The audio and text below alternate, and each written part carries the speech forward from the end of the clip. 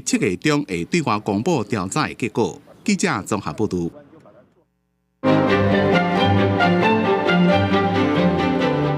台北国际电脑展对1981年开始举办40多年来，今年会当讲是上抢眼的一档。全世界上重要的科技业的大头家拢来到台湾，迄是对咱台湾供应链的重视。愈重要的是，这科技头人有袂少是台湾人，因对台湾的期待甲肯定，嘛互咱台湾人一个重新来看待台湾的角度。今仔日解破新闻，咱就要请武兴来为咱说分明。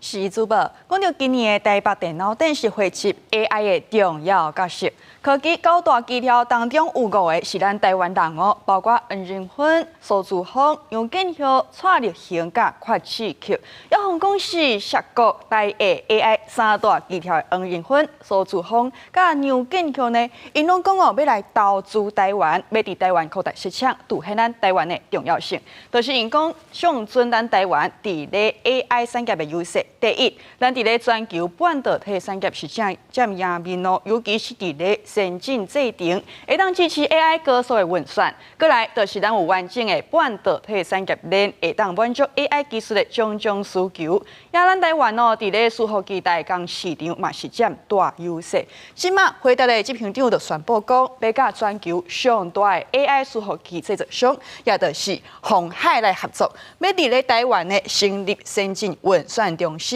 按算伫咧2026年来完工，也黄仁勋嘛讲未来5档呢，要伫台湾设立一间较大间的设计中心，项目要请1000个工程师，佮要伫台湾起总部哦，也即站是互地方政府真拍拼争取，也毋能回答到超美的董事长苏姿丰伊嘛讲哦，要伫咱台湾落50亿来成立研发中心，即马呢伫咧台南甲高雄是拢真积极来争取，也比超美伫咱台湾的投行已经有实抢，也因的这个创办人杨建雄表示讲，会继续伫台湾成立新园区，希望呢伫咧第一期内地当来确定，也即马嘉义关公双方啊有建立联络管道，会邀请杨建雄来投资家乡，也即 AI 产业的重要人物。接续宣布讲要来投资咱台湾，是伫台湾带动 AI 的热潮哦。黄仁勋嘛，鼓励咱少年人讲，面对挑战甲困难，莫停止学习，尽力去做，咱拢会是世界的台湾人。以上就是今日的解破新闻，甲时间交等有主播。